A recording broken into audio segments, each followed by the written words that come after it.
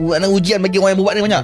Sakitnya kadang-kadang bila orang balik, orang tidur. Kita yang berubat ni yang tak tidur kan. Jadi macam pengalaman ustaz kan, ada tak orang yang dia dah belajar pasal syifa-syifa tapi dia gunakan ke arah yang kejahatan, benda lain lah. Banyak. Kita tak mentuduh orang, tapi banyak lah. Kenapa? Kerana mereka tidak faham apa yang dia belajar. Yang penting dunia dia.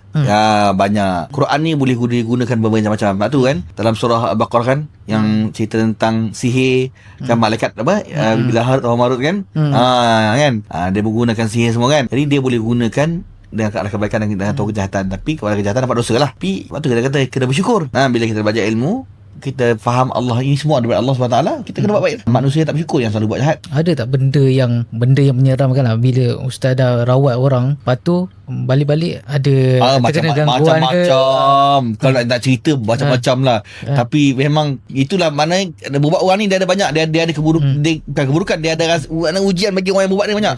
Sakitnya kadang-kadang bila orang balik, orang tidur. Kita yang berubat ni yang tak tidur kan.